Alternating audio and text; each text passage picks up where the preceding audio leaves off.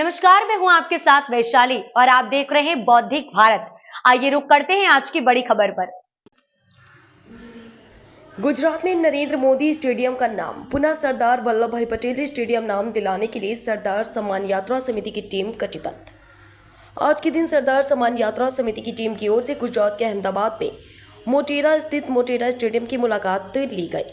वहां सरदार सम्मान यात्रा के संयोजक श्री संजय भाई पटेल तरफ से वर्तमान सरकार पे रोष व्यक्त करते हुए निवेदन सामने आया है कि स्टेडियम का नाम जो सरदार वल्लभ भाई पटेल से नरेंद्र मोदी कर दिया है वह गलत है, वह हटाकर फिर से सरदार वल्लभ भाई पटेल स्टेडियम का नाम दिया जाए, वरना आगामी समय में सरदार समिति की ओर से उग्र कार्यक्रम देना पड़ेगा और जरूरत होने पर राजकीय मूवमेंट भी खड़ी करनी पड़ेगी। तो अत्यारे આપણે હાજર છીએ અમદાવાદ ખાતે આવેલ સરદાર વલ્લભભાઈ પટેલ સ્ટેડિયમ, માફ કરજો નરેન્દ્ર મોદી સ્ટેડિયમ। આ એ સ્ટેડિયમ છે જ્યાં એક સમયે સરદાર વલ્લભભાઈ પટેલ કે જેઓ સાચા અર્થમાં ભારતના શિલ્પીકાર કહી શકાય, જેમણે અખંડ ભારતની રચના કરી અને આપણને આઝાદી અપાવી, એવા સરદાર વલ્લભભાઈ પટેલ સાહેબનું નામ એક સમયે આ સ્ટેડિયમમાં ગુંજતું હતું।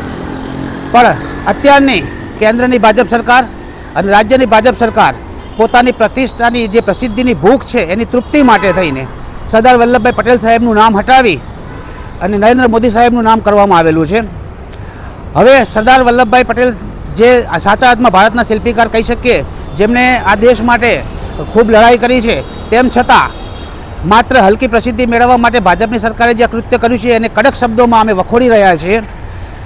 આગામી 31મી ઓક્ટોબર એટલે કે સરદાર વલ્લભભાઈ પટેલ સાહેબની 150મી જયંતિના દિવસે સરદાર સન્માન યાત્રા સમિતિની ટીમ દ્વારા એક આયોજન કરવામાં આવેલું છે।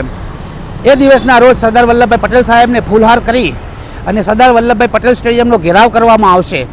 જો રાજ્યની સરકાર ટૂંક સમયની અંદર જો સરદાર વલ્લભભાઈ પટેલ સાહેબનું નામ પુનઃસ્થાપિત નહીં કરે તો આ આંદોલનને એક વિકરાળ સ્વરૂપમાં આપવામાં આવશે, કેમ કે સરદાર સાહેબથી મોટા થવું એ નાની સૂની વાત નથી અને માત્ર પ્રસિદ્ધિ માટે થઈને આ કૃત્ય કરવું એ નિંદનીય કામ છે। તો અમારી આખી ગામે ગામ સરદાર સૈનિકોની ટીમ તૈયાર થઈ રહી છે, જે ટૂંક સમયની અંદર સરદાર વલ્લભભાઈ પટેલનું નામ પુનઃસ્થાપિત કરવા માટે પૂર્ણ રીતે કાર્યરત છે।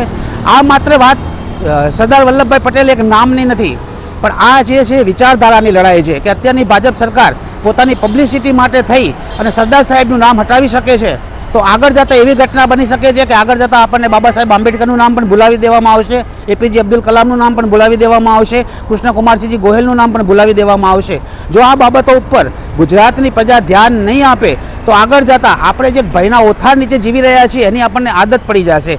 તો આ ભયને તોડવો એ આપણી નૈતિક ફરજનો ભાગ બને છે અને સર્વ સમાજને હું આ દિવસે અનુરોધ કરી રહ્યો છું કે અમારી આ મુહિમનો ભાગ બને। 31મી ઓક્ટોબરના રોજ અમે જે સરદાર પટેલ સ્ટેડિયમનું નામ જે ઘેરાવ કરવા જઈ રહ્યા છે એમાં અમારો સહકાર આપે, જેથી કરીને આગળના દિવસોની અંદર આવી ઘટના ક્યારેય બીજા કોઈ આપણા જેને આપણે કહી શકીએ કે લડવૈયા છે, ફ્રીડમ ફાઇટર છે, એમની સાથે બને નહીં અને સરકારને એક જ્ઞાન મળે કે અમુક કાર્યો કરવાથી શું થતું હોય છે અને શું પરિણામો આવતા હોય છે। તો એના માટે થઈને તમે પણ અમારી સાથે જોડાઓ। જો તમે સાચા અર્થમાં એવું માનતા હોય કે તમે ભારતના નાગરિક છો તો તમારી એ તમારું જમીર જાગૃત થતું હોય તો અમારી આ મુહિમનો ભાગ બનો, કારણ કે સત્યને સાથ આપવો એ દરેક માણસનો ફરજ હોવી જોઈએ। તો આ જ મુહિમની અંદર અમારી સાથે જોડાઓ અને સરકારને જ્ઞાન કરાવો કે જલ્દી એટલું જલ્દી સરદાર સાહેબનું નામ પુનઃસ્થાપિત કરે, નહીંતર આગળ જતાં આ આંદોલન વિકરાળ સ્વરૂપ ધારણ કરશે। જો સરકારમાં રહી અને ભાજપની સરકાર જો નામ બદલવા તૈયાર થતા હોય તો સારામાં સારું કામ છે, આવકાર્ય છે, પણ જો એવું કરવામાં સરકાર નિષ્ફળ રહેશે તો આગળના દિવસોની અંદર હવે સરકાર ઉથલાવીને સરકાર બદલીને પણ જો સરદાર સાહેબનું નામ પુનઃસ્થાપિત કરવું પડશે તો એના માટેની અમારી પૂર્ણ તૈયારી છે। આ બાબતને સરકાર ગંભીરતાથી લે, આના ઉપર વિચાર કરે। અમે એ બાબતે એમની સાથે એક ટેબલ ટોક કરવા માટે પણ તૈયાર છીએ, પણ એની હાવ કોઈ પણ રીતે સરદાર વલ્લભભાઈ પટેલ સાહેબનું નામ સ્થાપિત થવું જોઈએ એ અમારો મુખ્ય આશય છે।